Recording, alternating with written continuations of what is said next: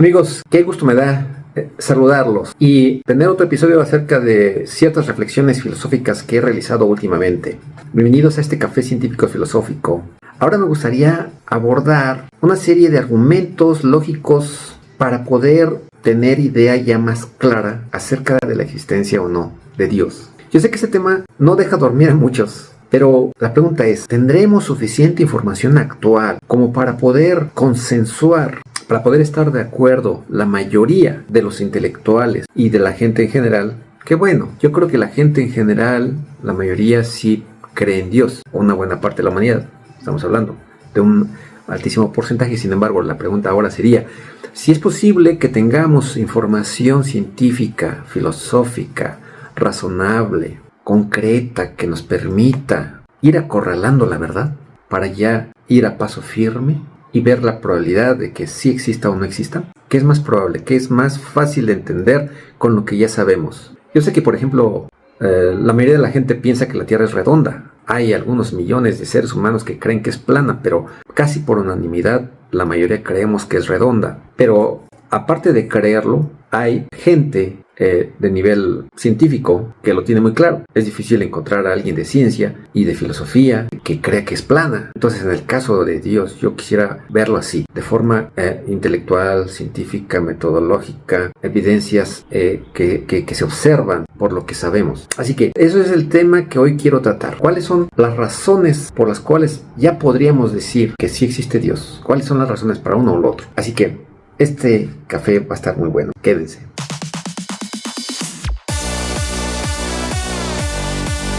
Amigos, pues ya sé que a veces parece ser que nuestra capacidad de adquirir conocimiento está acotada, pero cuando vemos hacia atrás en la historia, a veces también podemos decir que nuestra capacidad de conocer es ilimitada. ¿Cómo podríamos hacer una teoría o decir si Dios existe o no existe si ni siquiera podemos definirlo metódicamente? Digo, al margen de las religiones, de las creencias, de la teología que ya existe, ¿verdad? Pero desde un punto de vista ya más científico, matemático, está bien difícil. Pero aún la vida, que por cierto se dice que fue dada por Dios, para la parte que cree en Dios, se maneja, el concepto se maneja y es difícil definir la vida, como ya lo hemos visto por acá. Sin embargo, una definición muy precisa, pues sí se escapa a veces, como en el caso de los virus. Pero ahí está la vida, sabemos que hay vida, porque vemos que hay materia que tiene cierta libertad de movimiento, metabolismo, etc. Esa la vemos así muy inmediata, muy claramente. Entonces, aunque no tenemos una definición muy precisa de la vida, hay una ciencia que se llama biología, que estudia pues seres orgánicos, su evolución, sus interrelaciones,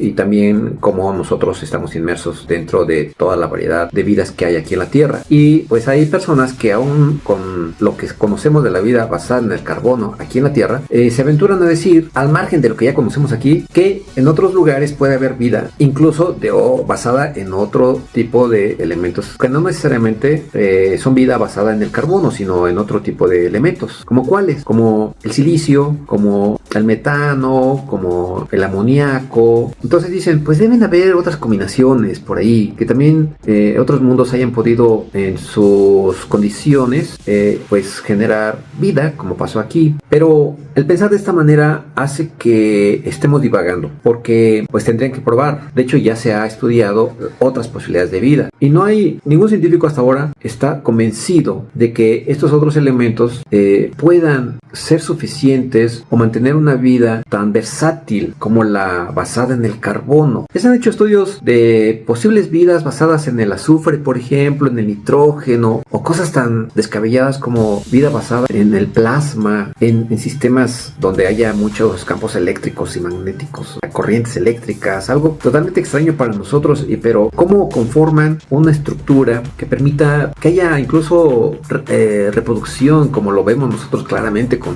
la vida que sí conocemos. Este ejemplo de la vida, amigos, se los pongo para que pensemos qué es lo que sí conocemos y qué es lo que podemos especular, pero sin evidencias. No hay evidencia de otro tipo de vida más que la basada en el carbono, nitrógeno, oxígeno, como la que conocemos. Entonces, la pregunta sería, ¿hacia dónde enfocarían sus esfuerzos para buscar vida? ¿Hacia aquellos planetas que tengan elementos como el nuestro, o de los otros que les acabo de decir, si hay un costo ahí de tiempo y esfuerzo para para buscar algo y gastarse precisamente este esfuerzo y incluso dinero y energía, etcétera.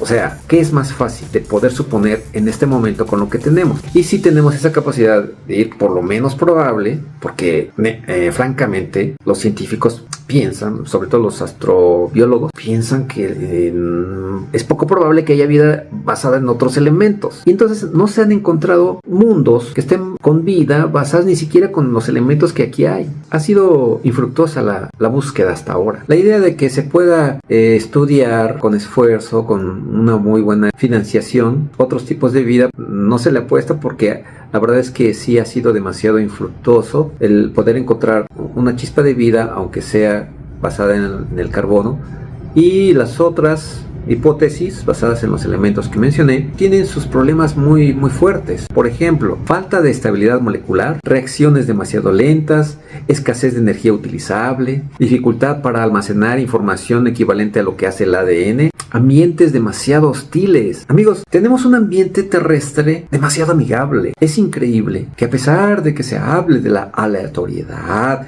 de lo difícil de la vida, de la lucha, la cuestión es que tenemos vida en abundancia desde casi los inicios de la Tierra, porque estamos en una sopa llena de circunstancias, de condiciones propicias.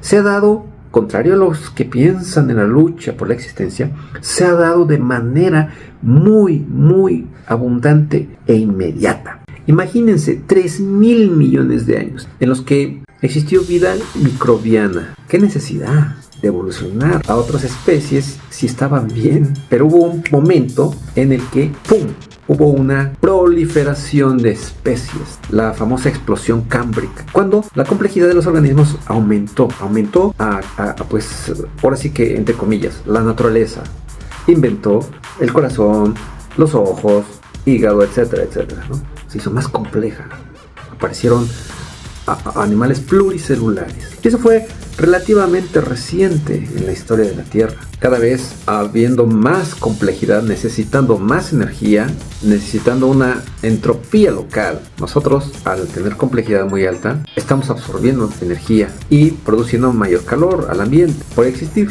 todos los seres vivos, por existir, devuelven al espacio calor, aumentan la entropía general del mundo, del universo. Pero localmente, el hacer configuraciones tan perfectas, tan complejas para poder generar luego cerebros, requiere de tiempo y de energía. Entonces, para poder buscar vida en otros planetas, en otros mundos, pues los astrobiólogos tienen que fundamentarse en una química compleja, o sea, que puedan tener pues un solvente ahí en su atmósfera de alguna forma, ¿verdad? A partir de algo como el agua, gases, y debe tener una fuente de energía que permita esa movilidad, y debe tener mecanismos de evolución, como los de aquí, que de alguna forma se están describiendo a duras penas, sin conocer bien los mecanismos de evolución que permitieron que hubiese precisamente la vida. O sea, ni siquiera hay un mecanismo que se conozca que dio origen a la vida. Es más, ni siquiera a las primeras moléculas replicantes. Se sabe que por ahí debió haber empezado, porque las condiciones iniciales eran de cierto tipo. Aún el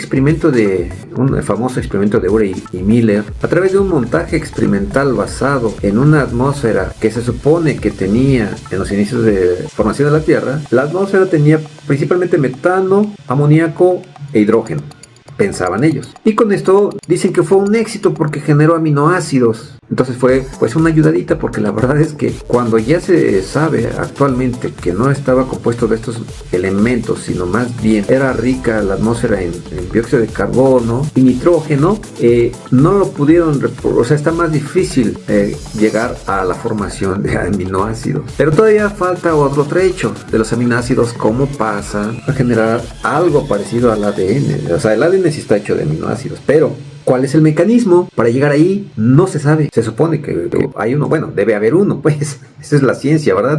La ciencia se basa en mecanismos, en causas y efectos. Entonces debía haber un mecanismo que aún no se conoce. Pero fíjense, si ni siquiera nosotros podemos encontrarlo con esta sopa tan rica en elementos para generar miles, millones de especies diferentes, con formas diferentes, con complejidad diferente y rica, Imagínense estar especulando con otras formas.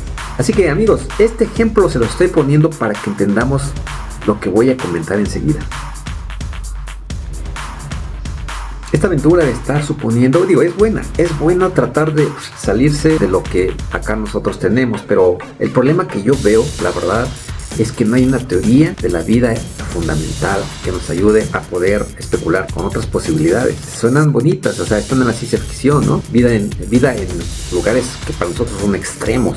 Ahora ya sabemos que hay lugares aquí en la Tierra muy extremos. ¿Eso qué significa? Que aún la misma Tierra tiene sus elementos, sus condiciones, para que en esos lugares que antes no creíamos que hubiera vida, en fondos marinos donde no hay luz, pero sí hay fuentes de energía, eso es lo importante, hay agua, entonces hay vida también. Y todo basado nuevamente en el carbono, en el agua, porque permite esa movilidad y esa evolución. Pero ¿cómo? No lo sabemos, pero ahí está, ahí lo vemos que está, es abundante. Entonces, pues han habido incluso intelectuales como Carl Sagan, quien se aventuró en los años 70 a hipotetizar cómo podría ser, por ejemplo, la vida en mundos de nuestro sistema solar, como Júpiter.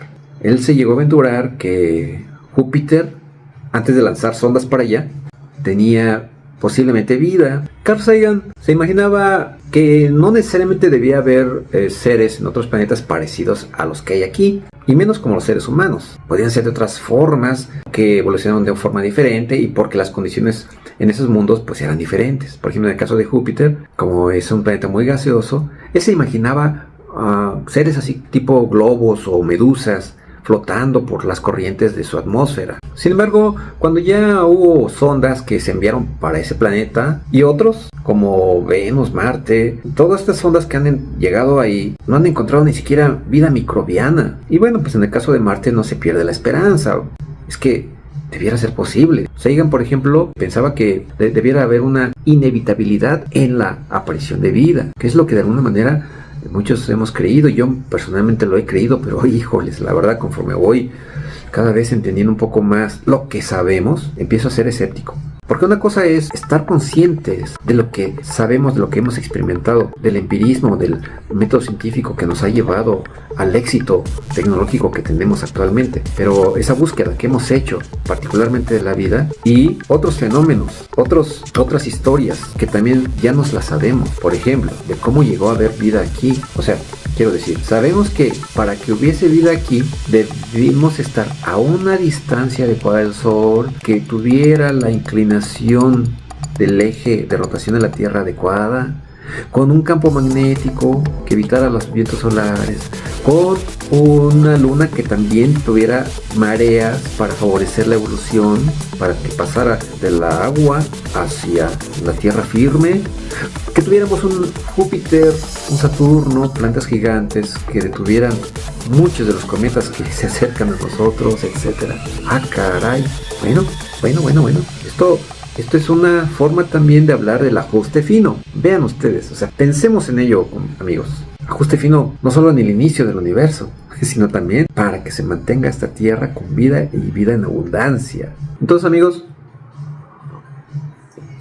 vemos que la naturaleza no tardó casi nada en generar los primeros organismos unicelulares en la Tierra. Pero tuvo que haber pasado un cierto tiempo, que también no fue muy largo, para que las primeras moléculas replicantes pudieran generar el mundo ARN y de ahí al ADN, que luego llevara a lograr esa multiplicación de su información genética para heredar información. Entonces yo creo que tenemos que tomar más en serio que o bien las condiciones de la Tierra son tan propicias para empujar sí o sí la vida, pero es que ya está el caldo completo. Vean, el conocimiento ya está ahí, la información ya está ahí. No conocemos la información, el mecanismo para llegar a la primera molécula replicantes y luego todas esas combinaciones que nos han contado de que azarosamente y por intentos y millones y millones y millones de veces hasta que se logró ahora sí replicar, y luego millones y millones de intentos para lograr esa molécula tan grande y sofisticada del ARN, que junto con el ADN forman proteínas.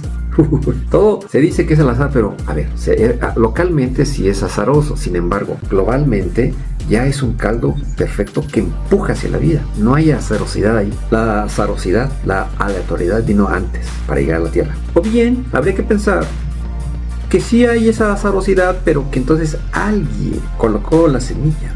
Por eso está la hipótesis de la panspermia, que hay que tomar en serio en ese caso, ¿eh? Si creen en la aleatoriedad, ¿no será que hay que tomar más en serio que alguna inteligencia superior a la nuestra en algún lugar hizo experimentos como los que estamos haciendo, tal vez a nivel hasta de inteligencia artificial, y luego saber cómo combinar los elementos, puso esos o envió esa información, esas primeras moléculas aquí? También hay que tomar más en serio que eso de decir que la naturaleza lo hace a ciegas es demasiado decir. En ciencia no debiera, porque por ejemplo lo vemos claro en la astrofísica. O sea, los astrofísicos no andan diciendo, y todos los planetas siguen de manera ciega las leyes de la gravitación, cuando tenemos algo más preciso, que son leyes de movimiento bien calculadas, que nos permiten predecir, y no andan diciendo los astrofísicos que algo está a ciegas, que algo se hace a ciegas. Esta cuestión de a ciegas no se ve que sea así,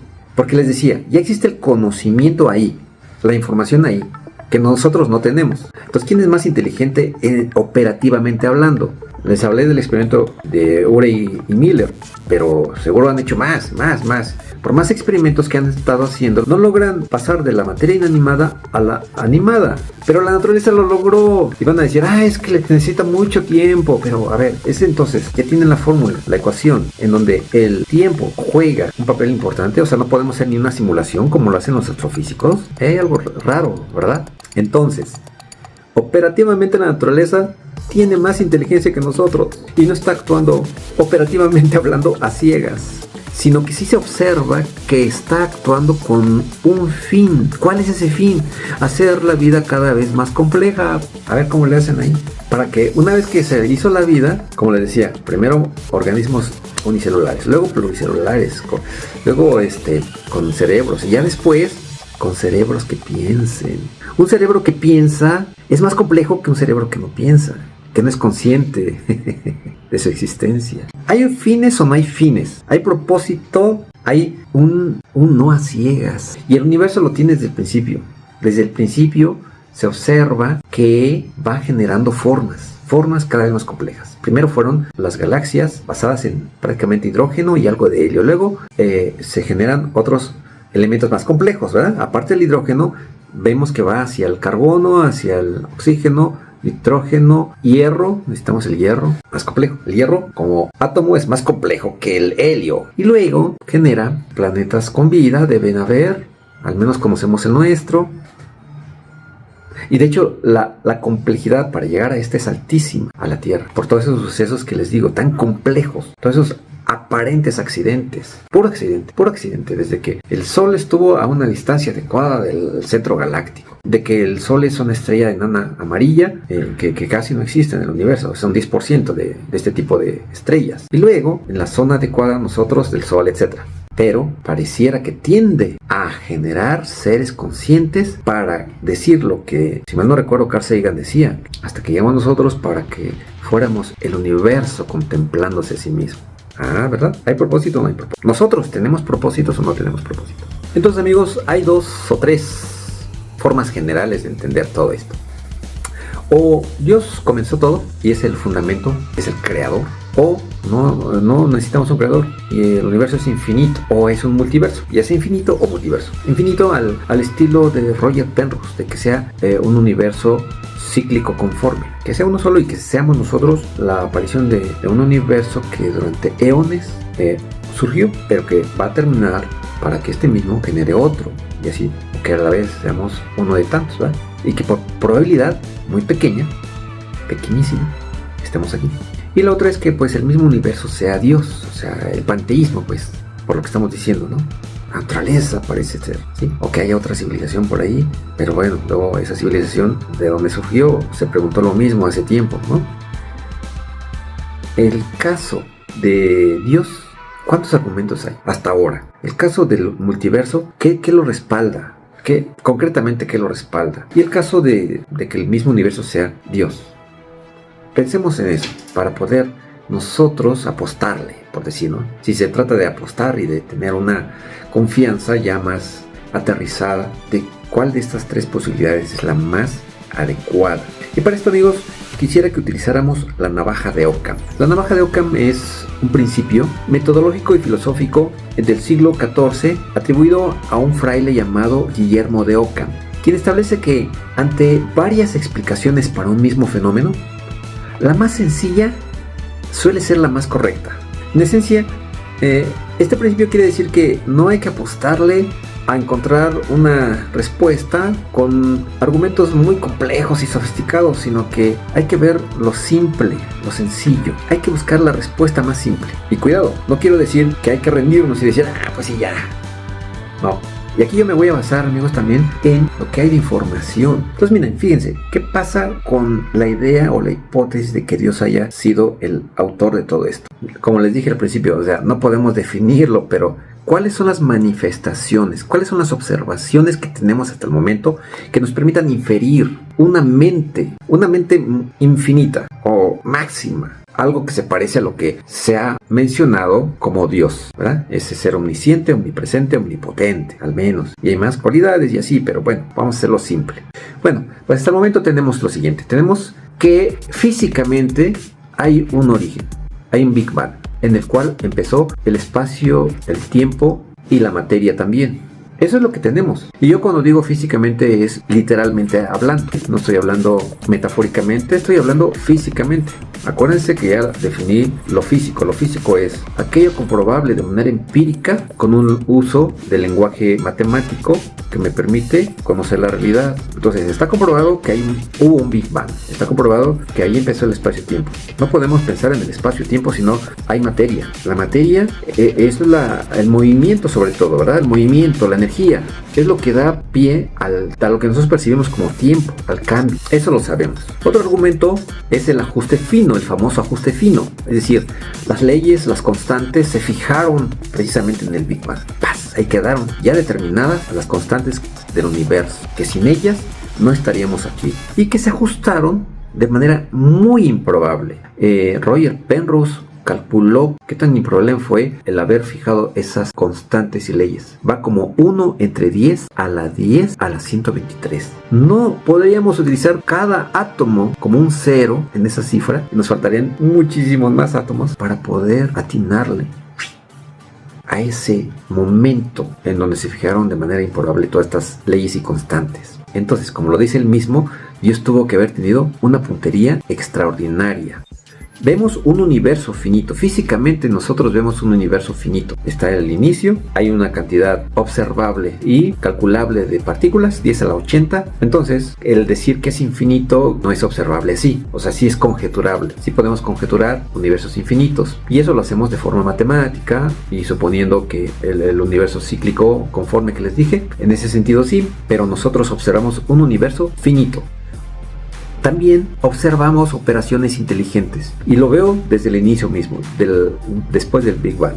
Cómo se ajustó todo y cómo fue inteligible todo con precisión, todas esas operaciones para generar belleza y complejidad. Galaxias, estrellas, hoyos negros, púlsares, material en regiones muy grandes para formar sistemas estelares, vientos estelares, planetas, y así nos vamos hasta llegar a la vida, las moléculas, el ADN, las proteínas, cómo se comunican, las células, cómo llegar a la célula. No sabemos los mecanismos, no podemos hacer ni siquiera simulaciones para dadas ciertas condiciones llegar a la célula. Ciertas condiciones iniciales de una tierra sin vida que me llevaran a la primera célula. Todos los elementos ahí, los orgánulos, los componentes de la célula se organizan para enviar información. Ya se sabe que incluso trabajan a nivel de fotones para enviarse información.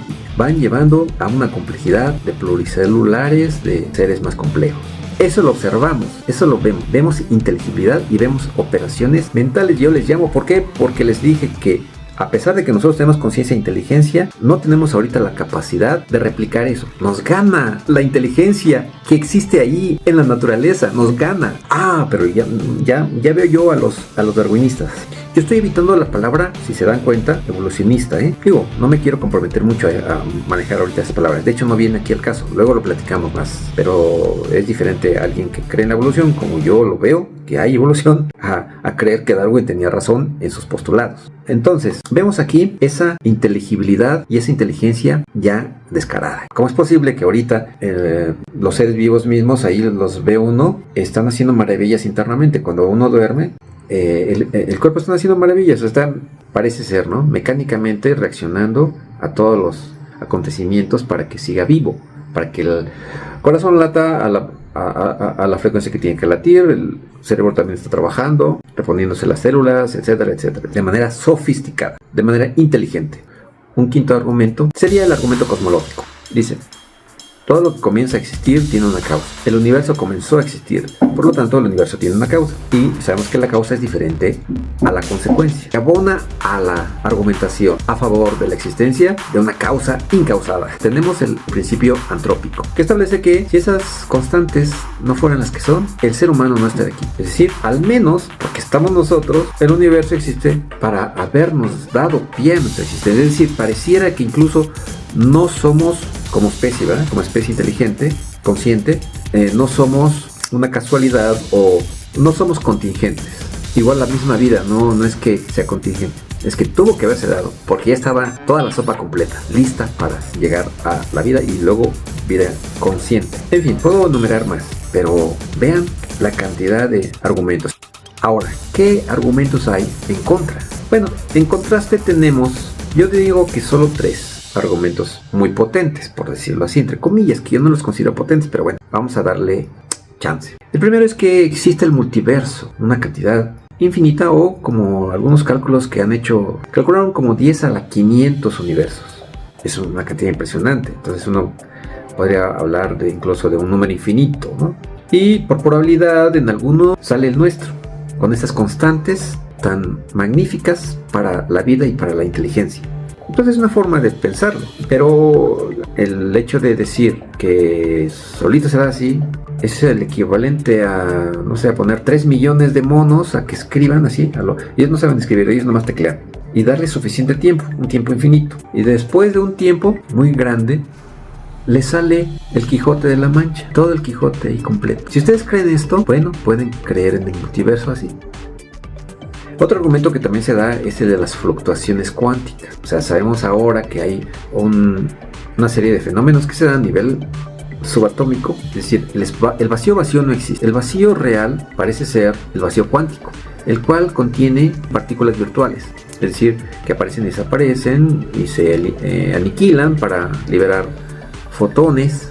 Y precisamente por el principio de incertidumbre, no sabemos en qué momento pues se genera un universo, ¿no? Entonces nuestro universo pudo ser, hipotéticamente hablando, pues una fluctuación cuántica. Ese es otro argumento que también se maneja. Pero yo pensaría que ese argumento tampoco es físico, ni el anterior. O sea, el multiverso no es físico porque no se ha, empíricamente, el multiverso no se ha detectado otro. No hay forma. Y sería ilógico, ¿no? Si detectáramos otro, pues entonces parte de porque hay una comunicación. Eso quiere decir que sí somos parte de un universo. Pero esos son los argumentos que tienen para negar la existencia de tanto del panteísmo como del teísmo. Pues son básicamente esas, ¿no? O sea, sería el multiverso, las fluctuaciones cuánticas y un universo infinito. Y ninguna de las 3 se ha demostrado físicamente, sino que son resultado de experimentos mentales y matemáticos, no comprobables empíricamente a través de algún dispositivo como los que he mencionado. Así que amigos, creo que apliquemos la navaja de Occam. ¿Cómo ven? ¿Qué es más sencillo de entender hasta ahora? Pero por lo que entendemos de la vida, de la complejidad, de mecanismos inteligentes, operaciones mentales incluso, ¿qué es más sencillo? ¿Qué respuesta más sencilla tenemos, amigos? Ahí está. Así que les agradezco que me hayan escuchado.